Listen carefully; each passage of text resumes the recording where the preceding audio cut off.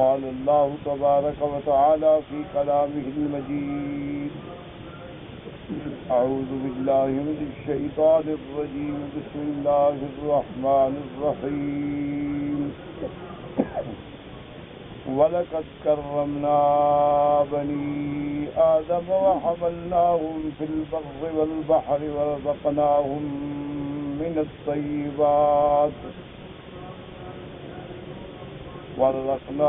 مِّنَ الطَّيِّبَاتِ وَفَضَّلْنَاهُمْ عَلَى كَثِيرٍ مِّمَّنْ خَلَقْنَا تَفْضِيلًا۔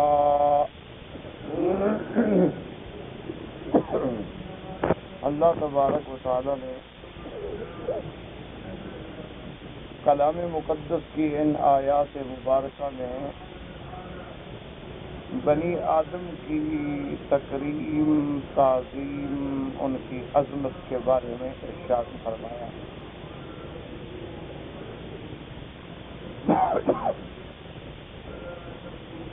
سب سے پہلے ہمیں اس بات میں تفکر اور تدبر کرنا چاہیے کہ ہم پیدا ہونے سے پہلے، یعنی ایک بچہ اپنے والدہ کے بطن میں 9 مہینے تک رہتا ہے۔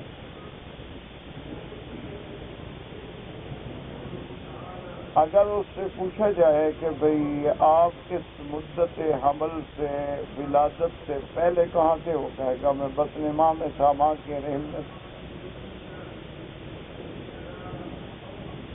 اب اگر اور آپ پیچھے نظر ڈالیں گے کہ حمل ٹھہرنے سے پہلے وہ کہاں تھا،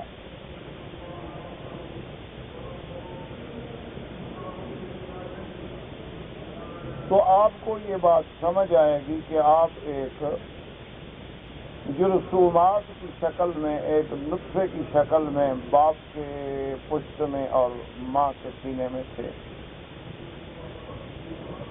یا دونوں کے پشت اور سینے کے درمیان میں۔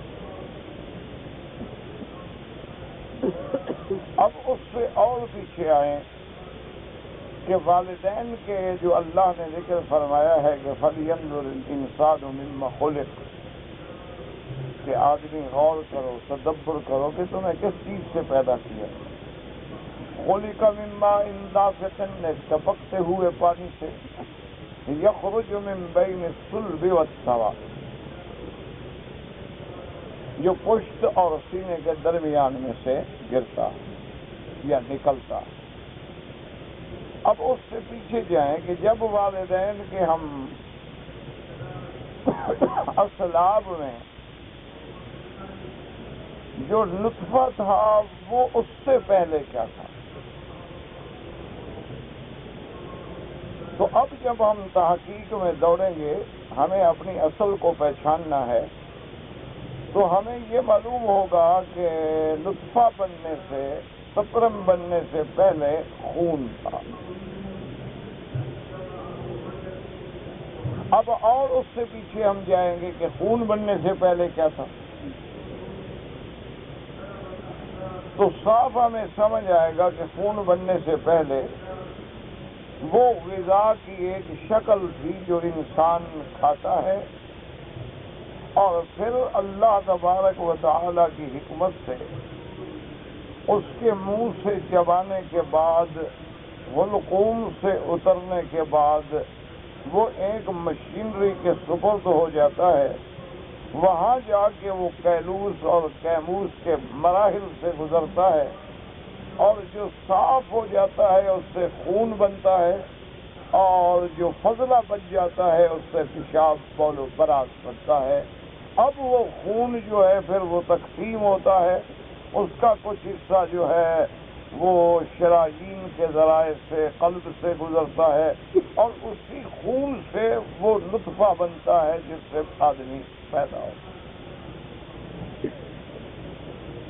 اب ہم اس سے ذرا اور پیچھے آ جائیں گے، چلو جب وہ کھانا کھا رہا تھا اس سے پہلے ہم کہاں تھے، تو اس سے پہلے جب ہم نظر ڈالتے ہیں تو ہم پھر اپنے کھانے پہ نظر ڈالتے ہیں کہ یہ غذا ہمیں کہاں سے ملی۔ تو پھر صاف ہماری توجہ ہو جاتی ہے کہ یہ غذائیں جو ہیں زمین سے نکلتی ہیں۔ کہیں اللہ تبارک و تعالیٰ کی حکمت سے گندم پیدا ہو رہی ہے، کہیں جو بن رہا ہے، کہیں چاول بن رہا ہے، کہیں سبزیاں اگ رہی ہیں، کہیں ثمار اور فواکہ اور پھل اور فروٹ اگ رہے ہیں، درخت لگے ہوئے۔ تو یہ ساری چیزیں جو ہیں وہ مٹی سے نکلیں۔ اسی کی طرف قرآن نے اشارہ کیا کہ منہا خلقناکم، اسی مٹی سے ہم نے تمہیں بنایا، وَفِيهَا نُعِيدُكُمْ، اور اسی میں تمہیں لوٹانا، وَمِنْهَا نُخْرِجُكُمْ تَارَةً أُخْرَىٰ، اور اسی سے پھر ہم نے تمہیں ایک دفعہ پھر نکالا۔ جیسا کہ اللہ تبارک و تعالی نے قرآن پاک میں دوسری جگہ بھی ہمیں توجہ دلائی کہ خلق الانسان من طین، انسان کو اللہ نے مٹی سے پیدا کیا، خلقہ من تراب، اللہ نے اس کو تراب یعنی مٹی سے پیدا کیا۔ اسی طرح فرمایا وَلَقَدْ خَلَقْنَا الْإِنسَانَ مِنْ صَلْصَالٍ مِنْ حَمَإٍ مَسْنُونٍ، ہم نے اس کو بجتی ہوئی مٹی سے پیدا کیا۔ تو یہ سارے احکام ہمیں جب ہم پیچھے جائیں گے، جاتے جاتے جاتے کہاں پہنچیں گے؟ سیدنا آدم علیہ السلام۔ سیدنا آدم علیہ السلام کو اللہ تبارک و تعالی نے جیسا کہ ارشاد فرمایا ہے کہ مٹی سے پیدا کیا، لیکن یہ معنی نہیں کہ صرف مٹی تھی، اس میں اور بھی اربع عناصر تھے۔ ہوا کا دخل تھا، پانی کا دخل تھا، مٹی گوندی گئی، پھر مٹی خشک ہوئی، پھر مٹی بجنے لگی۔ تو ان سارے مراحل سے گزرنے سے پہلے غور کرو کہ جب آدم کو اللہ نے پیدا ہی نہیں کیا تھا تو پھر کہاں تھے ہم آپ؟ اسی پر قرآن ہمیں توجہ دلاتا ہے کہ هل أتى على الإنسان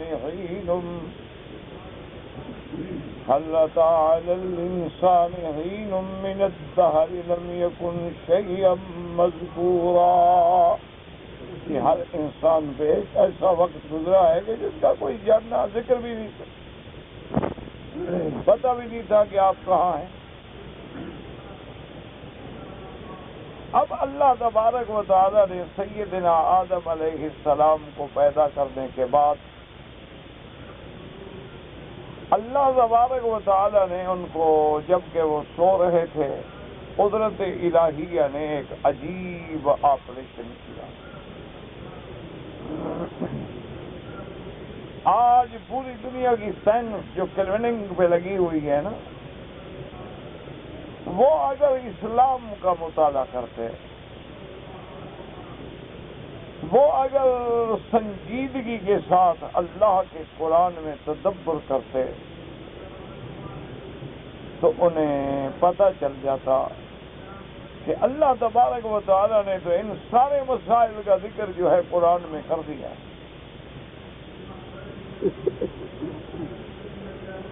لیکن ہماری بدقسمتی ہے کہ ہم نے قرآن پاک کو قرآن سمجھ کے کبھی نہیں پڑھا۔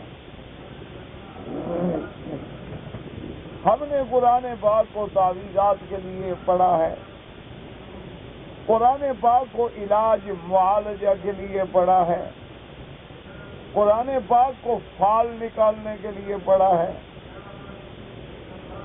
قرآن پاک کو زیادہ سے زیادہ اپنے مسلمانی کا بھرم رکھنے کے لیے پڑھا ہے۔ لیکن جو اللہ کا حکم ہے کہ کیا تم قرآن میں تدبر نہیں کرتے ہو؟ کیا تم قرآن میں غور نہیں کرتے ہو؟ کیا تم قرآن میں فکر نہیں کرتے ہو؟ کیا تمہارے دلوں پہ تالے پڑ چکے ہیں؟ اب دیکھیں کتنا قدرت کا سب سے بڑا آپریشن ہو رہا ہے۔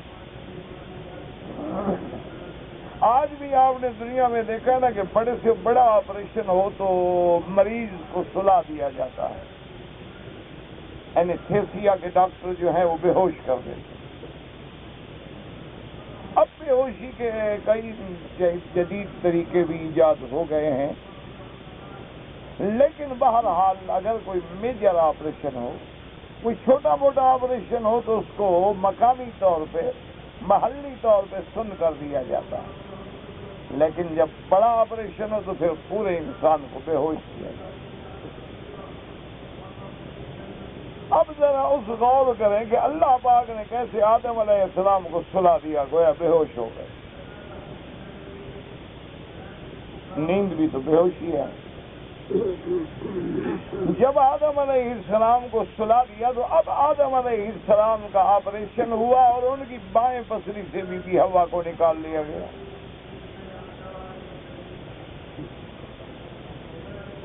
اب آپ اندازہ کریں، نہ تو حوا آدم کے پیٹ میں 9 مہینے رہی، نہ بی بی حوا کسی پانی سے پیدا کی گئی، نہ بی بی حوا پہ وہ مراحل حمل گزرے، نہ مراحل ولادت حمل گزرے، نہ بی بی حوا کی کوئی ماں ہے۔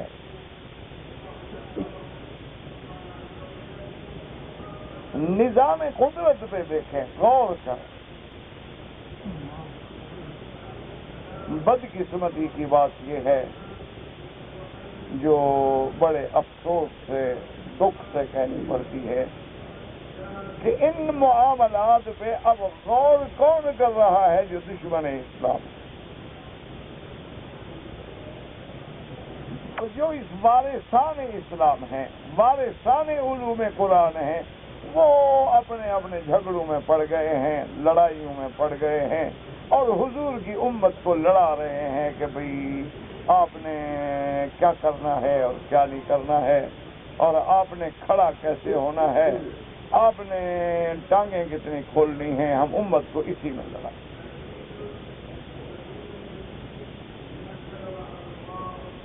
فروعی مسائل۔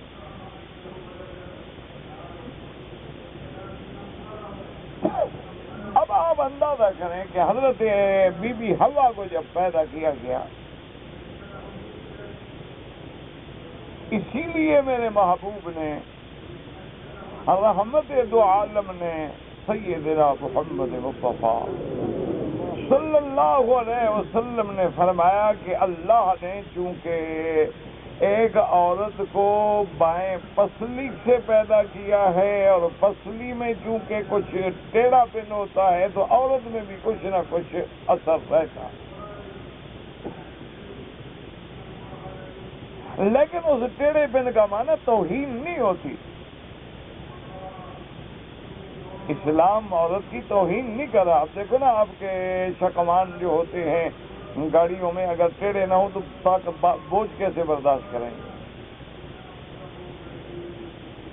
تو ہمیشہ انہیں تھوڑا سا زاویہ رکھا جاتا ہے۔ تو عورت نے بھی تو اتنا بڑا بوجھ برداشت کرنا ہے نا، کہ پھر اس نے ماں بننا ہے، بیوی بننا ہے، اس نے بچوں کی تربیت کرنی ہے، شوہر کو سنبھالنا ہے، اولاد کو سنبھالنا ہے، گھر کو سنبھالنا ہے۔ یہ کوئی معمولی سی بات تو نہیں ہے۔ اور ساتھ اللہ تبارک و تعالی قادر ہیں، اگر وہ چاہتے تو سیدنا آدم کی دائیں پسلی سے بھی نکال لیتے، لیکن بائیں پسلی سے نکالا گیا، کیونکہ دل بھی انسان کا بائیں جانب ہوتا ہے۔ اس لیے خدا کی قدرت ہے کہ مرد اور عورت کا اللہ نے ایک فطری تعلق رکھا، کہ ہر انسان جو ہے وہ فطرتاً عورت کی طرف مائل ہے، ہر عورت جو ہے وہ فطرتاً مرد کی طرف مائل ہے، گزارا ہی نہیں اس کے بغیر۔ نظام زندگی نہیں چل سکتا۔ اسی لیے حضور صلی اللہ علیہ وسلم نے جب اپنی امت کو ترغیب دی کہ بھئی تم شادیاں کرو، نکاح کرو، تزوجوا الودود الولود، محبت کرنے والی جس کی کثرت سے اولاد ہو، ایسی لڑکیوں سے شادی کرو۔ اب ہمیں کیسے پتہ چلے کہ اس کی اولاد ہوگی؟ تو معنی یہ ہوتا ہے کہ اس کے باقی بہنوں کو دیکھو، قبیلے کو دیکھو، خاندان کو دیکھو۔ اب ہمیں کیا پتا ہوگا کہ یہ بیوی آگے گھر میں اچھی محبت سے گزارے گی نہیں گزرے، تو اس کے باقی خاندان پہ نظر ڈالو۔ تو پھل جس درخت کا ہوتا ہے تو پھل کا ذائقہ تو وہی ہوگا جو درخت ہے۔ ہاں یہ ہو سکتا ہے کہ آم کا پھل ہے، 200 دانہ لگا ہے، ایک دانہ گلا ہوا بھی نکلا ہے، ایک دانہ خراب بھی نکلا ہے، ایک دانے میں بیماری بھی لگ جائے، اور آم کے درخت پہ آم ہی ملے گا اور کنو کے درخت پہ کنو ہی ملے گا۔ یہ کبھی نہیں ہو سکتا کہ کیکر سے آپ آم ڈھونڈ لیں۔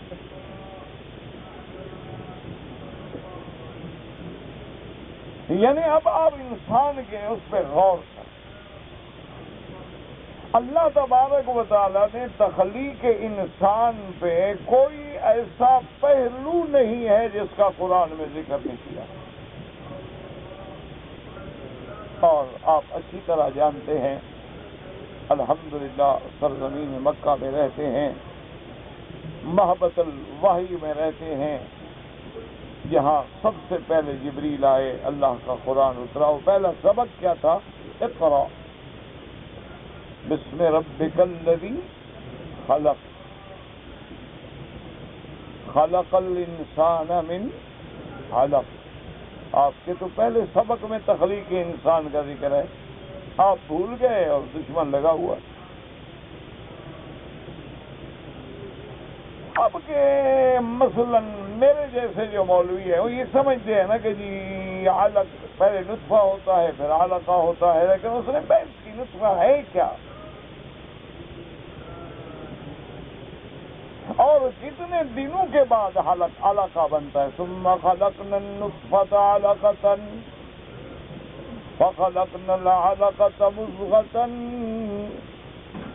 فخلقنا المضغة عظاما فكسونا العظام لحما ثم انشأناه خلقا آخر۔ آپ نے تو بس یہی بڑھانا جی نطفہ ہوتا ہے، لیکن دیکھیں کہ ان لوگوں نے اپنے علم سے، اپنے قوت علمیہ سے اس بات بھی تحقیق کی کہ آخر اس نطفے میں کیا ہے کہ اس سے پھر بچہ پیدا ہوتا ہے۔ اچھا پھر یہ سوچنا پڑا کہ بھئی اگر مرد کا نطفہ ہے، اب دیکھو نا آدمی شادی نہیں کرتے، نوجوان ہوتے ہیں، جوانی ہے، قوت ہے، صحت ہے، بیچارے کو احتلام ہو جاتا ہے، تو اس نطفے سے تو کبھی کچھ مکھی بھی پیدا نہیں ہوئی، اور روز اس کو احتلام ہو جاتا ہے، لیکن وہ بندہ تو بندہ، مکھی مچھر بھی پیدا نہیں ہوتا۔ یہ جب دو پانی ملتے ہیں پھر کیوں پیدا ہوتا ہے؟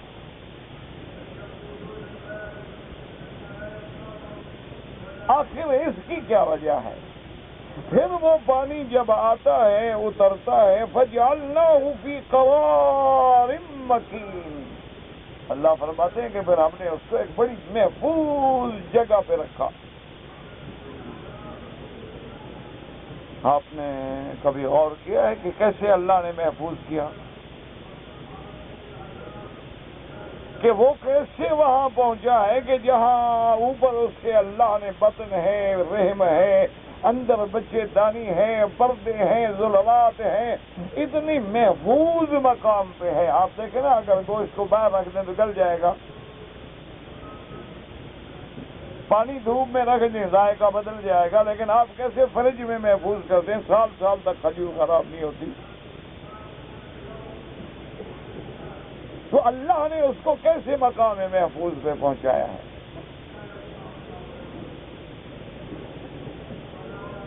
اسی لیے بعض زنادقہ یہ اعتراض بھی کرتے ہیں نا کہ جی اگر ایک انسان ہے مثلاً اس کو احتلام ہو جائے یا میاں بیوی نے مباشرت کی، تو وہ کہتے ہیں کہ دیکھو جی عجیب بات ہے اسلام کی کہ پانی جو ہے وہ تو صرف ایک جگہ سے، ایک عضو خاص سے نکلا ہے نا،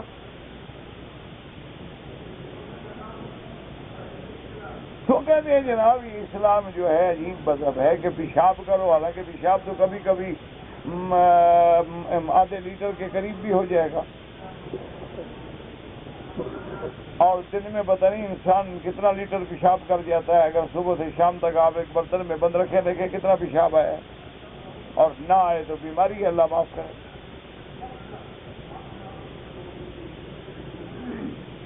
پیشاب کا نہ آنا جو ہے اللہ معاف کرے، اس کا مطلب ہے کہ پھر آپ کو تکلیف شروع ہوگی، گردے کام نہیں کر رہے۔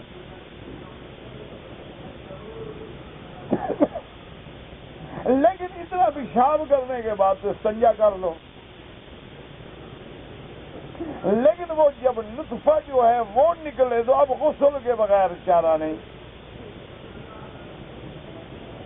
اچھا، پاخانے کو تو کسی نے پاک نہیں کہا نا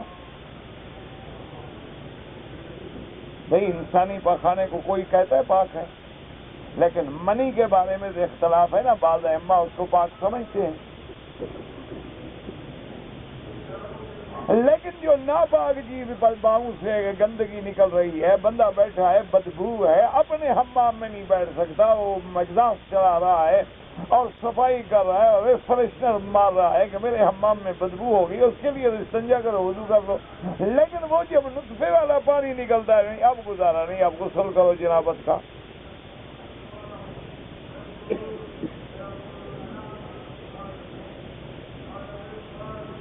اس کی کیا وجہ ہے آخر؟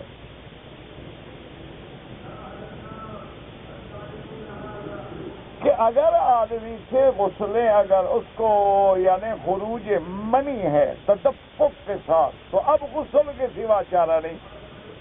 اچھا، غسل کا بھی باقاعدہ بتلایا گیا کہ پہلے اپنے ان جگہوں کو دھوئیں، بدن صاف کریں، پھر نماز کی طرح وضو کریں،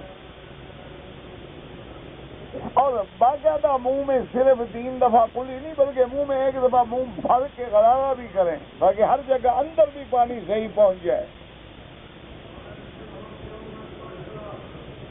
اور پھر وضو کرنے کے بعد سر سے شروع کریں اور 3 دفعہ پورے بدن پہ پانی بہائیں، اور اتنا خیال کریں کہ کہیں یہ کان کے اندر والی جگہ خشک نہ رہ جائے، بعض انگلیاں چری ہوتی ہیں، خیال کریں کہیں اندر کی جگہ خشک نہ رہ جائے، کبھی ناف میں پانی نہیں جاتا، مٹی بھری ہوئی ہے، بندہ دیکھتا نہیں ہے، وہاں پانی نہ پہنچا، یعنی اتنی احتیاط ہو رہی ہے کہ پورے بدن کو سر سے لا کر حتیٰ کہ بال ہیں تو جڑوں تک پانی پہنچاؤ۔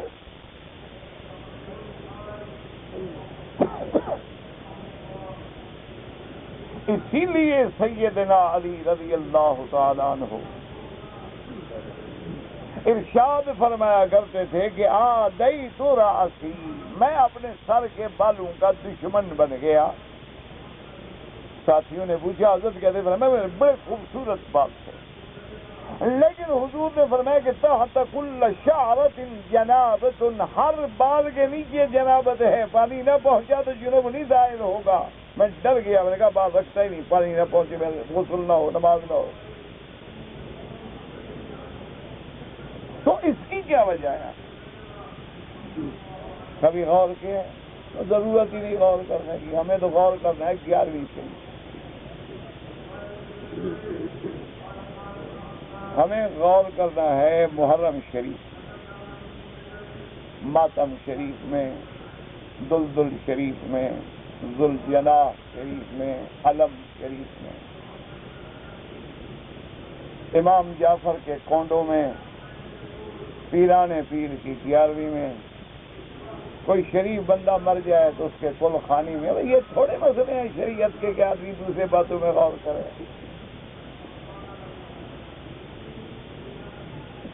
ان مسائل سے نکلے تو غور کرے۔ اس نے تو دین کو ایک بازی کے اطفال بنا دیا ہے نا، ایک مجموعہ بنا دیا ہے، کھلونا ڈرامہ بنا دیا ہے کہ 10 دن کالے کپڑے پہن لو، 4 پائیاں الٹی بچھا لو، اہل بیت کے غم کا اظہار کرو، نماز ایک نہ پڑھو، اپنی جان کو چھریاں مار مار کے زخمی کر دو، بس تم سب سے بڑے عاشق جنت کی ٹکٹ مل جائے۔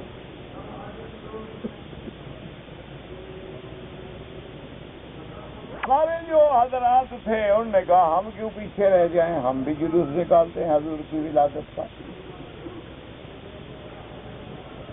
انہوں نے کہا جناب یہ سبیلے لگاتے ہیں تو ہم بھی 11ویں شریف تقسیم کرتے ہیں، یہ پانی بیچتے ہیں، ہم دودھ پلائیں گے لوگوں کو۔ مقابلہ ہے۔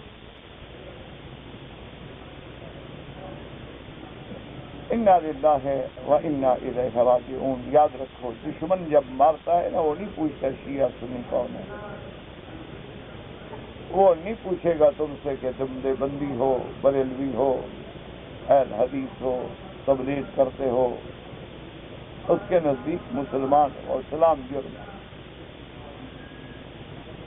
اس پہ کبھی آپ غور کریں، کبھی آپ نے ایمانداری کی بات ہے ٹھنڈے دل سے آخر کبھی سوچا، گھر میں غور کیا ابھی کیا وجہ ہے کہ ابھی بول و برات بڑی گندگی والی چیز ہے، وہاں بھی استنجا کرو، وضو کرو، لیکن آخر اس نطفے میں کیا بلا ہے کہ اس کے لیے غسل کرو؟ تو اب اگر تھوڑا سا آپ قرآن پہ نظر ڈال لیتے تو مسئلہ تو حل ہو جاتا، کیونکہ اللہ نے فرما دیا ہے کہ ہم نے قرآن میں ہر چیز کا بیان کر دیا ہے، بیان لکل شیء۔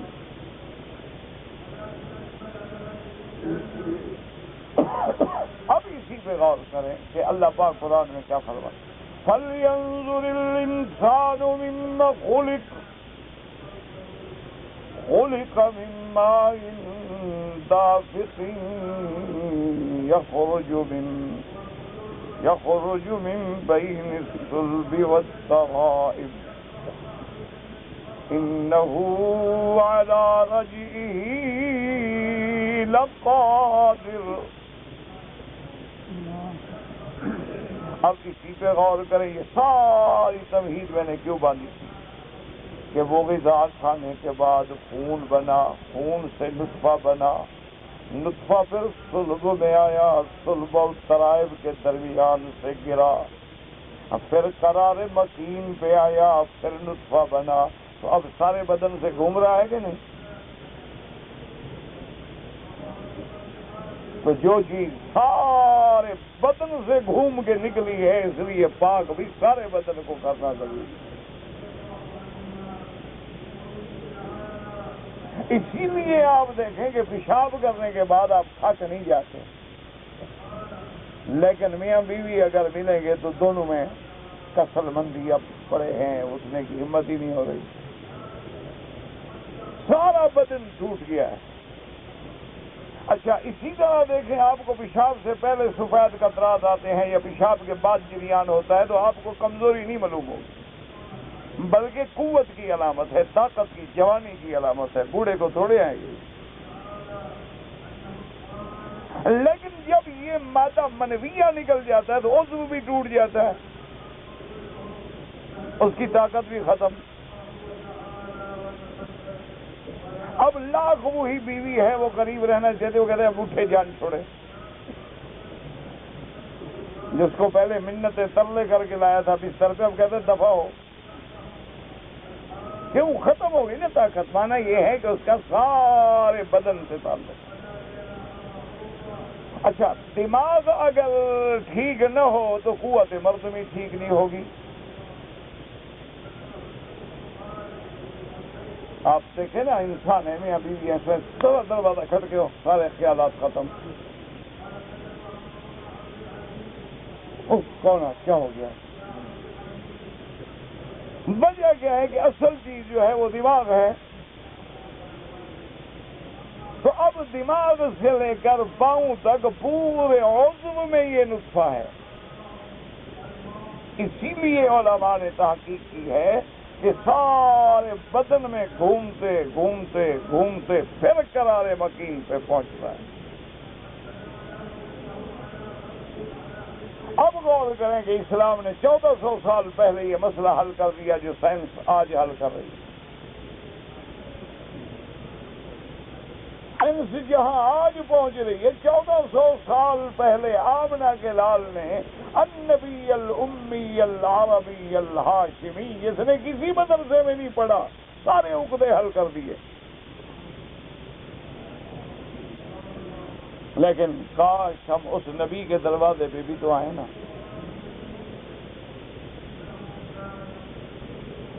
یعنی آپ حیران ہوں گے کہ وید ہیں جو ہندوؤں کے، اسی طرح ان کے کتابیں جو ہیں، آپ حیران ہوں گے کہ اگر آپ ویدوں کا مطالعہ کریں جو آج بھی ہیں، ان میں جو شلوک ہیں ان میں بھی باقاعدہ لکھا ہوا ہے کہ ایک پہاڑی اور سارائی علاقہ ہوگا، وہاں ایک آدمی پیدا ہوگا جس کا نام محمد ہوگا. باقاعدہ ویدوں میں ذکر موجود ہے. اور یہ بھی لکھا ہوا ہے کہ وہ ایک جگہ پھر جائے گا اور ہجرت کرے گا. اور یہ بھی لکھا ہوا ہے کہ اس کے ساتھ اس کے دوست ہوں گے، صحابہ ہوں گے. اور یہ بھی لکھا ہوا ہے کہ وہ جو دین لائے گا وہی سچا دین ہوگا، قابل مکمل ہوگا، اور اسی نے عالم کی نجات ہوگی. تخلیق انسان سے کتنا دور کیا، اور سارا کرنے کے بعد جب آدمی پیدا ہوتا ہے، اب دنیا میں اللہ نے جو مخلوقات بنائی تھی، ایک تو فرشتے تھے، ایک انسان، ایک جن، باقی تو حیوانات ہیں نا، حیوانات ہیں یا حشرات ہیں یا چرند ہیں، پرند ہیں، اور حیوانات زارہ ہیں، حیوانات نافیہ ہیں. لیکن اللہ تبارک و تعالی نے یاد رکھے کہ انسان کو ایسی تکریم دی ہے، ایسی فضیلت دی ہے، پر دعا کرو کہ ہم انسان بن جائیں. یہ ہے بڑا خطرناک جانور. جب یہ انسانیت سے گر جائے نا تو پھر شیطان بھی اس سے پناہ مانگتا ہے. اور جب یہ ترقی کرنے پہ آتا ہے، جب یہ انسان بنتا ہے، جب یہ صحیح معنی میں ابن آدم بنتا ہے، جب یہ صحیح معنی میں انسانیت کو پا لیتا ہے، تو پھر فرشتوں سے بھی اونچا ہو جاتا ہے.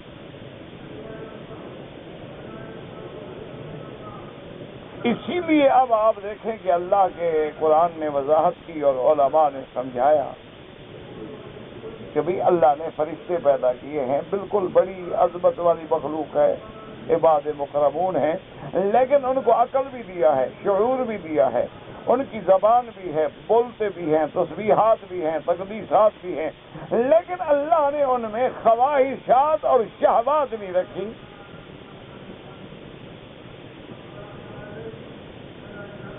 کیا مانا؟ فرشتے کو پانی کی خواہش نہیں ہوتی، بیوی کی خواہش، شہوانیت ہے ہی نہیں. اسی لیے علماء نے فرمایا کہ معصوم تو فرشتہ بھی ہے اور معصوم اللہ کے نبی بھی ہیں، لیکن عصمت انبیاء جو ہے وہ کروڑ درجے فرشتوں کی عصمت سے اونچی ہے. وجہ کیا ہے؟ کہ فرشتہ تو مجبور ہے، وہ تو اس کے اندر خواہش ہی نہیں. اب دیکھیں نا، ایک آدمی نامرد ہو، ہجڑا ہو، خنثی ہو، نامرد ہو، اور وہ کہے کہ جناب ساری رات ایک نوجوان خوبصورت بالکل نو شگفتہ کلی جو تھی وہ میرے بغل میں سوتی رہی، میں نے کچھ نہیں کیا، کر ہی نہیں سکتا. تو اس میں کون سی بڑی بہادری ہے؟ تو اس قابل ہی نہیں نا. تو فرشتوں میں تو اللہ نے یہ مادہ ہی نہیں رکھا. اگر وہ معصوم ہیں تو وہ تو بالکل غیر اختیاری معصوم ہیں، ان کے اختیار میں نہیں، خود بخود معصوم ہے.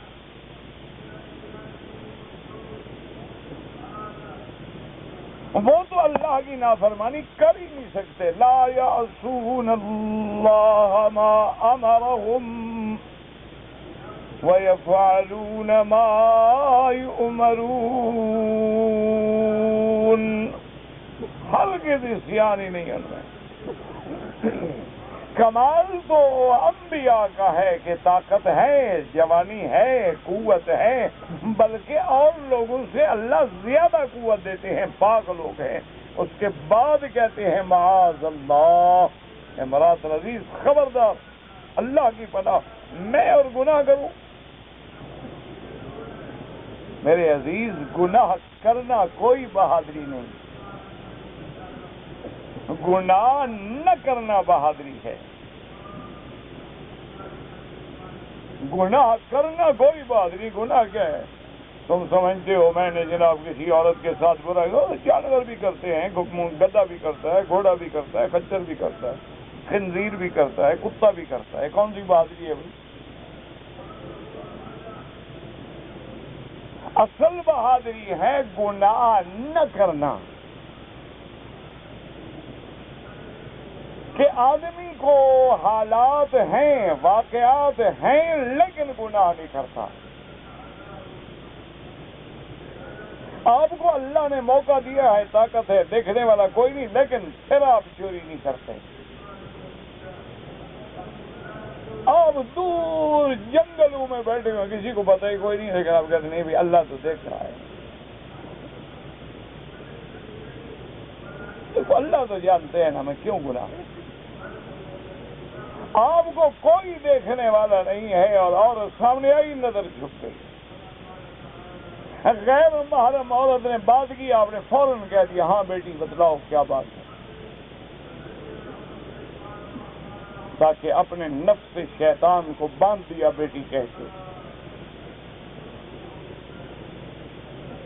کمال تو اس کے اندر ہے، اسی لیے علماء نے لکھا کہ ملائکہ تو افضل ہیں، لیکن خواہشات و شہوانیت نہیں ہے، اور جنوں میں خواہشات بھی ہیں، شہوانیات بھی ہیں، لیکن وہ عقل تام نہیں ہے جو اللہ نے انسان کو دی ہے۔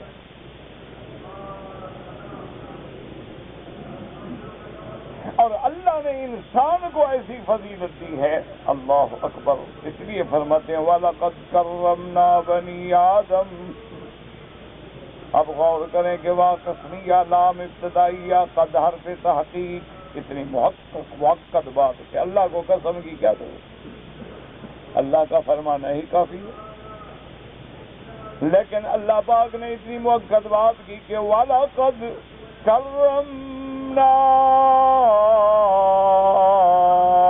بنی آدم، تحقیق ہم نے عزت دی، تکریم دی، کس کو؟ بنی آدم۔ اور کیسے عزت دی؟ فرمایا وَحَمَلْنَاهُمْ فِي الْبَرِّ وَالْبَحْرِ، کہ ہم نے انسان کو خشکی اور دریاؤں پہ بھی بادشاہ بنا دیا ہے۔ وہ خشکیوں پہ کبھی گھوڑے پہ بیٹھتا ہے، خچر پہ بیٹھتا ہے، اونٹوں پہ بیٹھتا ہے، کبھی کاروں پہ بیٹھتا ہے، کبھی ٹرینوں میں بیٹھتا ہے، کبھی گاڑیوں میں بیٹھتا ہے، اور دریاؤں میں ہم نے کشتیاں، پانی، ہوائیں سب اس کے تابع کر دی ہیں، اتنے چھوٹے سے انسان کے۔ وَحَمَلْنَاهُمْ فِي الْبَرِّ وَالْبَحْرِ۔ اللہ فرماتا ہے میرے بندے غور کر کے، اونٹ کتنا سرکش جانور ہے، لیکن انسان کا بچہ، 7 سال کا بچہ، اس کے اوپر بیٹھ کے مہار پکڑ کے اس کو نچاتا ہے، بھگاتا ہے۔ کہ کس نے ہمیں عزت دی؟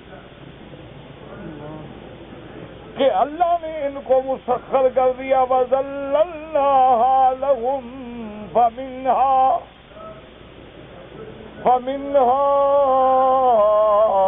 رَكُوبُهُمْ وَمِنْهَا يَأْكُلُونَ۔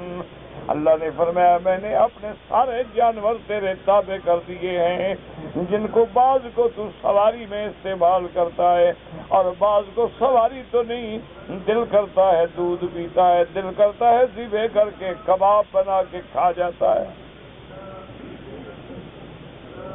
نہ ایمان سے کہو، کبھی تم بکریاں رکھتے ہو، جیسے زمیندار ہوتے ہیں ان کے گھروں میں بڑے بڑے بہت بڑے بڑے واڑے ہوتے ہیں، گائے ہیں، بکریاں ہیں، بھینسیں ہیں، بھیڑے ہیں، دمبے ہیں.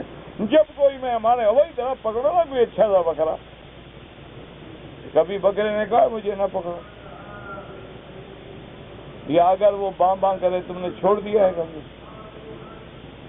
مہمان آیا ہے، تیری عزت اسی میں ہے کہ جناب اس کو ذبح کرو اور اس کا کھلڑی اتار دو، اس کو صاف کرو، اس کے بعد اس کو آگ میں بناؤ. کبھی سیخ کباب بن رہے ہیں، کہیں سجی بن رہی ہے، کہیں مندی بن رہی ہے، کہیں قورمہ بن رہا ہے، کہیں کوفتے بن رہے ہیں، سب تیرے تابع. اللہ نے فرمایا تو نے بھی کبھی غور کیا تجھے جو میں نے بنایا تو میرے حکم پہ کتنی چلتا ہے؟ صرف تمہیں بکرے کھانے کے لیے پیدا کیا تھا. اور ہم نے فرمایا کہ بعض جانور تیری سواری کے لیے بنا دیے ہیں، اور ایسی سواری صرف تو کبھی کبھی ایسے جانور ہیں، گھوڑیاں ہیں، گھوڑے ہیں، جن پہ تو بیٹھ کے اپنی عزت ہو، اپنی شان شوکت. کیوں دیکھیں نا آج کتنا دنیا گزر گئی، ہوائی جہاز بن گئے، کنکارڈ بن گئے، لیکن جو شان گھوڑے پہ بیٹھنے میں ہے وہ آج بھی رولز رائز میں نہیں. دیکھیں نا کوئی بڑے سے بڑا انجن ہو، ہارس پاور لکھتے ہیں، ہارس کیوں لکھتے ہیں؟ اس کی پاور کو گھوڑے سے آخر کیوں تشبیہ دی جاتی ہے؟ کسی اور چیز سے، کتے سے تشبیہ دے دیتے. بڑا پیارا ہے نا کتا، ان کو ہارس ڈاگ لکھ دیتے. ڈاگ پاور، کیٹ پاور، بلیاں پیاری ہوتی ہیں نا ان سے. وجہ کیا ہے کہ وہ جو گھوڑے کو اللہ نے عظمت بخشی ہے نا وہ کسی میں نہیں. کہ والعادیات ضبحا فالموریات قدحا فالمغیرات صبحا فأثرن به نقعا. اللہ نے جن کی قرآن میں قسمیں کھائی ہیں،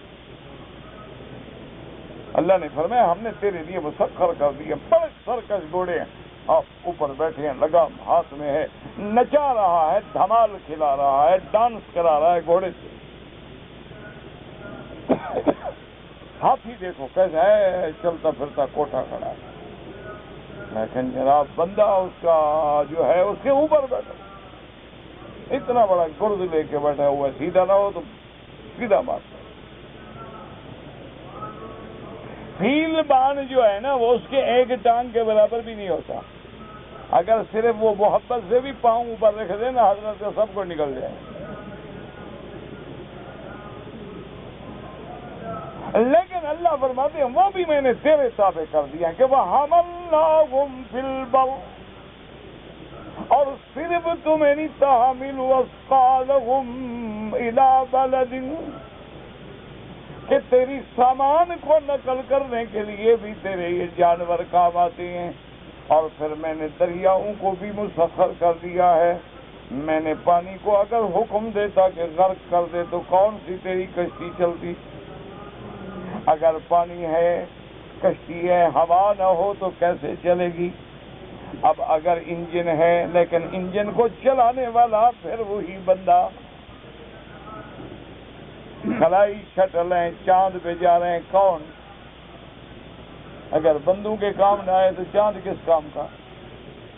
اسی لیے بات ہو رہی ہے نا کہ پانی ہے، ہوا ہے، نہیں ہے، مریخ پہ ہے، نہیں ہے، زندگی کے آثار ہے. کیوں؟ بندے کے کام آئے تو کام لگے نا.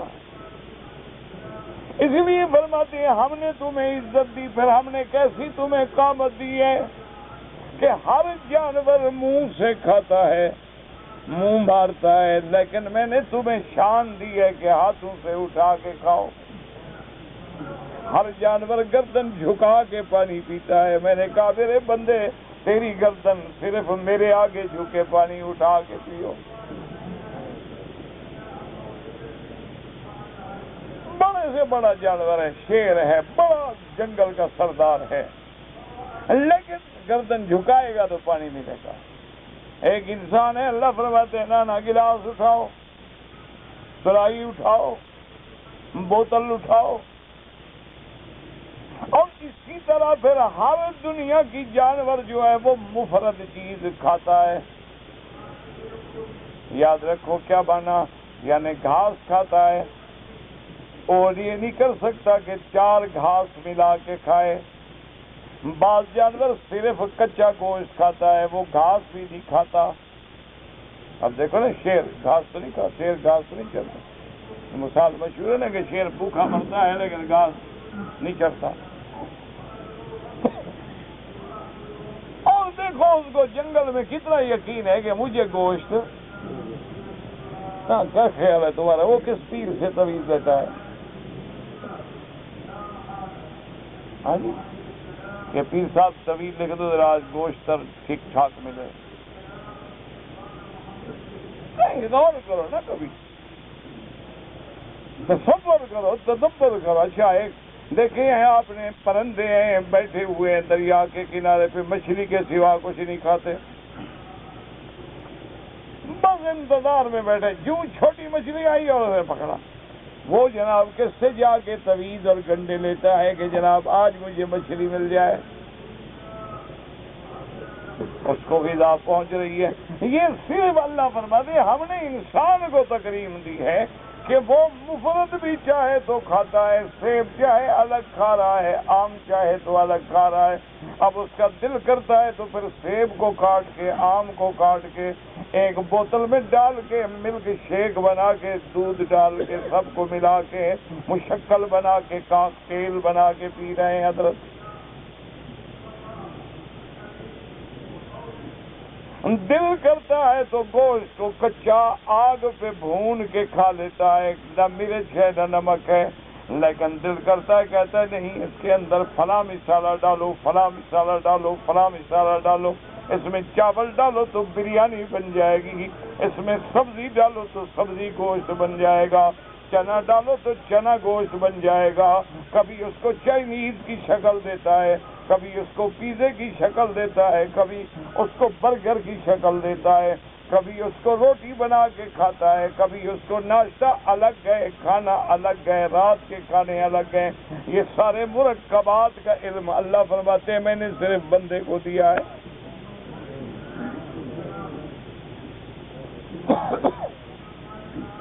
دیکھو نا، اب شیر ہے وہ یہ تو نہیں کہتا کہ ناشتے میں تو جناب میں اناناس کھاؤں گا،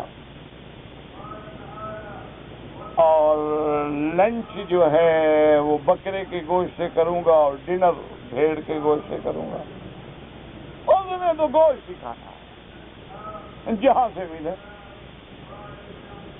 یہ انسان ہے، اس کے دیکھو صبح کے ناشتے کے لوازمات الگ ہیں کہ جی یہ ناشتہ ہے، اس میں سیریل ہو، اس میں دودھ ہو، اس میں ہنی ہو، اس میں جام ہو، اس میں انڈے ہوں، پھر انڈے آملیٹ ہوں، یا انڈے تلے ہوئے، یا انڈے بوائل ہوں، اور جناب یہ میرا لنچ ٹائم ہے، یہ میرا ڈنر ٹائم ہے، اور ہر جگہ عجیب عجیب چیز۔ اللہ نے فرمایا یہ بھی میں نے تمہیں تقریم،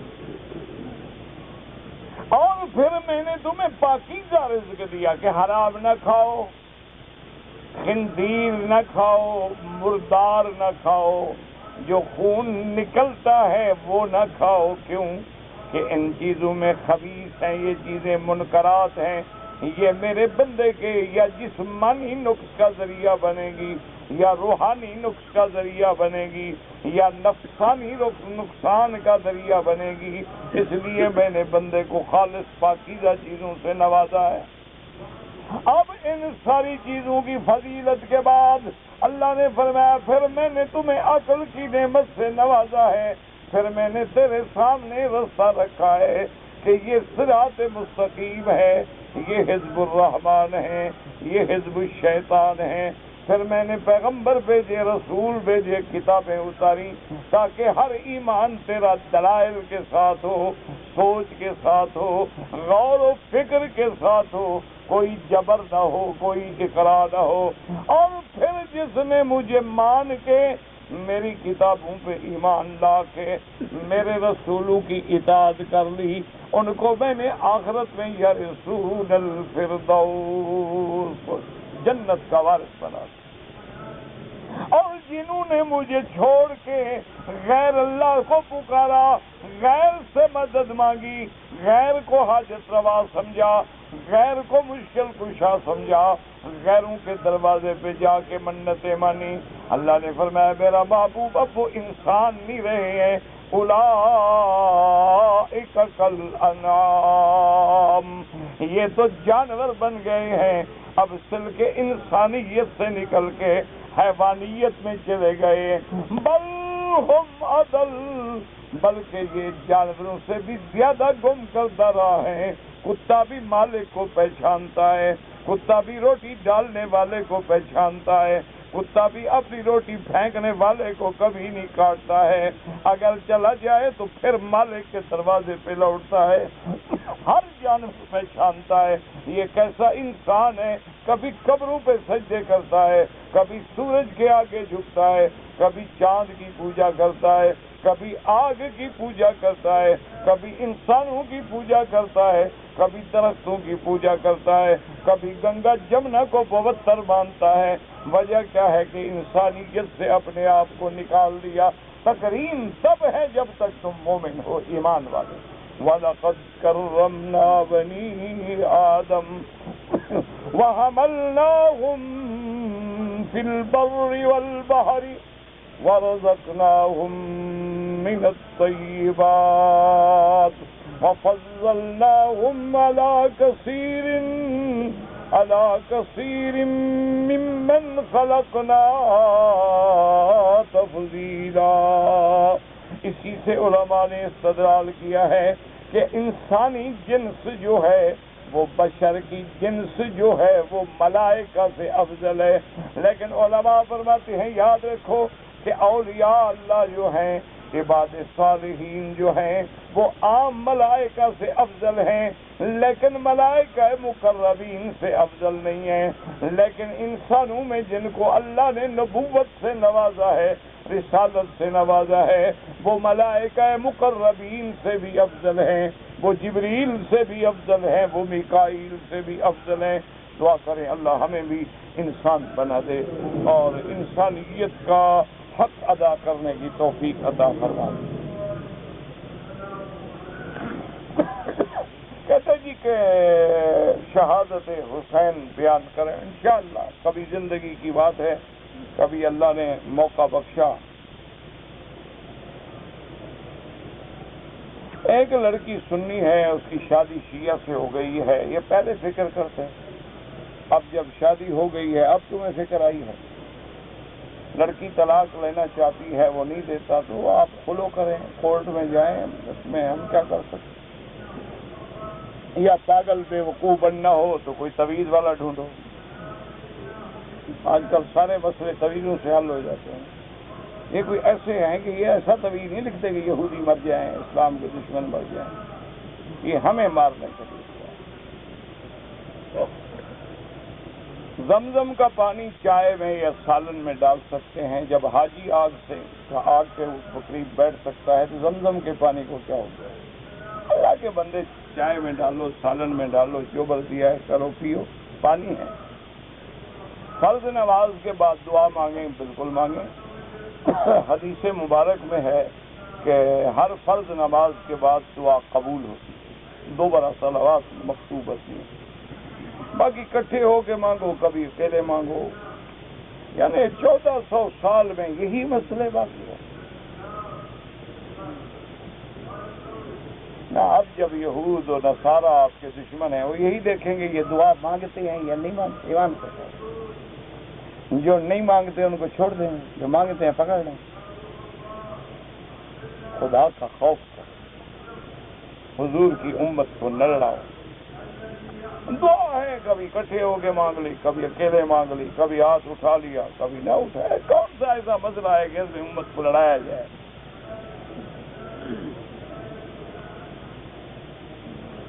فجر کی سنتیں اگر رہ جائیں نماز کے فوراً بعد بھی پڑھ سکتے ہو اور سورج نکلنے کے بعد بھی پڑھ سکتے ہو۔ جیسے حالات ہوں، آپ کو پتا ہے میں ڈیوٹی چلا جاؤں گا، میں دفتر چلا جاؤں گا، پھر یاد نہیں رہے گا، موقع نہیں ملے گا، فوراً پڑھ لو۔ آپ کو پتا ہے یار میں حرم شریف میں بیٹھا ہوں، ابھی طواف کروں گا، اشراق پڑھ کے جاؤں گا، آرام سے بعد میں پڑھ لو۔ اور یہ تو اللہ نے ہمارے لیے سہولت بنائی ہے، تم نے عذاب بنا دیا امت۔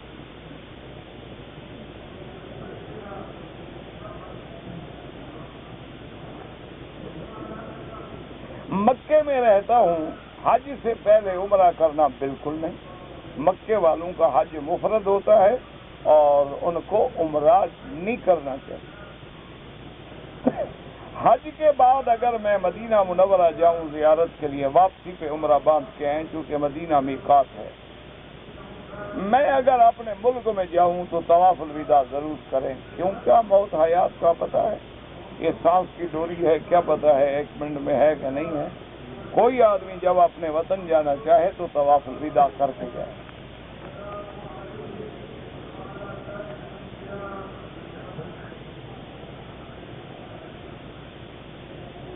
بہرحال آپ نے 5-6 مہینے مکے میں رہے، حج سے پہلے آپ نے عمرہ کیا، آپ کا حج تمتع تھا، آپ نے تمتع کی بکری بھی دے دی، ٹھیک ہو گیا، بس اب وہم میں نہ پڑو، اللہ قبول کرے۔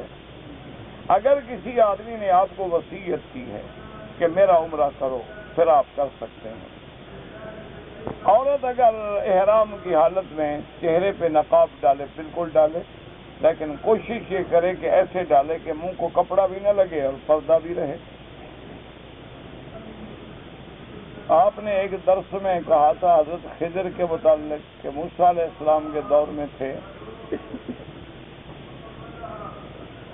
میرا بھائی جو کتاب آپ نے لکھی ہے نا فرید الدین عطار کی، کوئی حدیث کی کتاب نہیں، یا تو صوفیوں کی کتاب ہے، اور کلام صوفیہ در شریعت حجت نیست، صوفیوں کی باتیں جو ہیں وہ شریعت میں حجت نہیں ہوتی، حجت ہوتی ہے اللہ کا قرآن اور اللہ کی کتاب حدیث رسول پاک۔ ایک کتاب ہے جن کا تعلق رائے، اصفہان، مشہد، نیشا پور 250 ہجری سے 500 ہجری کے درمیان گزرے ہیں، ان کے ہاتھوں بے شمار مسلمان ہوئے۔ اچھا ہوا، میں کیا کروں گا، پڑھو، تاریخی باتیں اللہ عالم۔ حجر اسود کو جب جنت سے لایا گیا تھا سفید تھا، ہاں کتابوں میں ذکر ہے کہ سفید تھا اور گناہوں نے اس کو سیاہ کر دیا۔ اگر ایک عورت نے طواف کر لیا، صفا مروہ دوڑ رہی تھی کہ آخری چکر میں حیض آ گیا، کوئی بات نہیں، وہ پورا کر لے چکر، اس میں کوئی گناہ نہیں، اس کا عمرہ ہو گیا۔ کافر آدمی کا نابالغ بچہ مر جائے تو وہ جہنم میں جائے گا یا جنت میں، تم اپنا فکر کرو، تمہیں ان کا کیوں فکر ہے؟ پھر کہتے ہیں وکیل صاحب ناراض ہو جاتے ہیں۔ میرا بھائی سوال یہ ہے کہ ان سوالات کا ہم سے کیا تعلق؟ یہ معاملات جو ہیں یاد رکھو، علماء فرماتے ہیں اختلاف ہے، بعض کہتے ہیں کہ وہ جنت میں جائیں، بعض کہتے ہیں وہ جہنم میں بھی نہیں ہوں گے، جنت میں بھی نہیں ہوں گے، بلکہ اعراف میں ہوں گے۔ علمی مسئلے ہیں، تمہیں اس کا کیا فکر ہے؟ تم اپنا فکر کرو، اپنی اولادوں کا فکر کرو، تمہیں کافروں کا بڑا فکر ہو گیا۔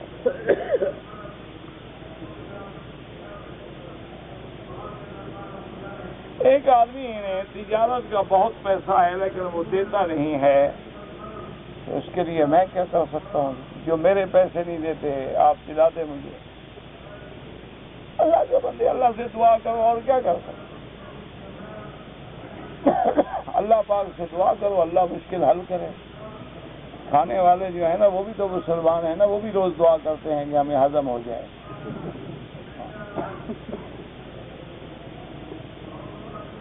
بس ہاتھ اٹھا کے دعا نہ مانگو، کسی نے آپ کو پکڑا ہے، میں نے آپ کو کبھی کہا مانگو، نہ مانگو، اللہ آپ کو دعا سے محروم کرے، لاکھ دفعہ کرے۔ ہم تو سمجھتے ہیں کہ دعا کے بغیر کچھ ہے ہی نہیں۔ الدعاء مخ العبادت، دعا ہی تو اجرت ہوتی ہے عامل کی، کہ جب مزدوری کر لیتا ہے تو خیرات مانگتا ہے، جب کچھ دیتے ہیں۔ اور اللہ فرماتے ہیں کہ بندہ جب ہاتھ اٹھاتا ہے میری رحمت کو حیا آتی ہے کہ خالی بھیج دوں۔ تم نہیں مانگتے ہو، نہ مانگو، ہمیں کیا تکلیف ہے؟ میں مکہ شریف میں رہتا ہوں، مکہ شریف میں رہتے ہو مگر مدینہ منورہ جاؤ یا اپنے ملک جاؤ، واپسی پہ احرام باندھنا ضروری ہے۔ ان کا کیا خیال ہے کہ مکے میں رہنے میں شریعت معاف ہو جاتی، اور زیادہ پابندی ہو گئی تم پر؟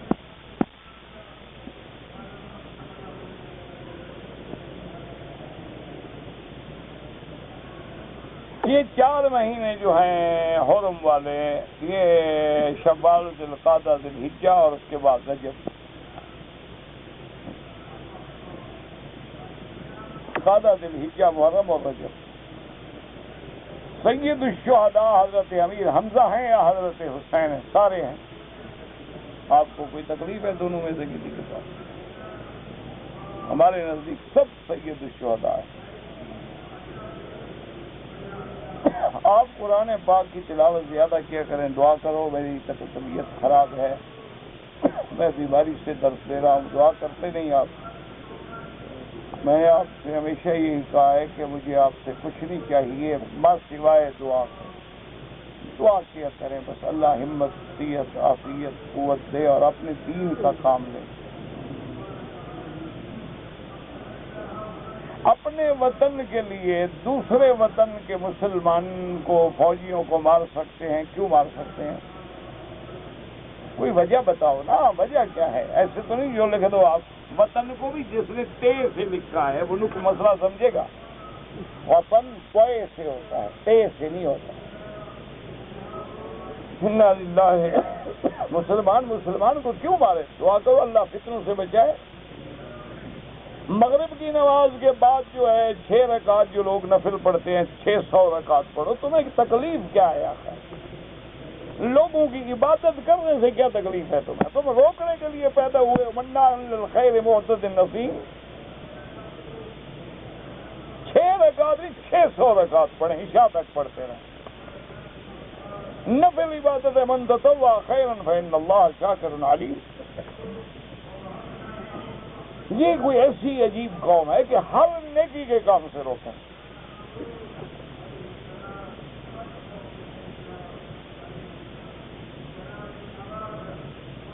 میں نے حرم شریف میں کھڑا ہو کے دوسری شادی کرنے کی قسم اٹھائی کہ کروں گا، نہیں کر سکا تو کر لو، کسی نے روکا ہے آپ؟ اب اس کا کیا علاج ہے مجھے بتاؤ؟ بہرحال جناب، اگر نہیں کرنی ہے تو کفارہ دے دو، 10 مسکینوں کو کھانا کھلا دو۔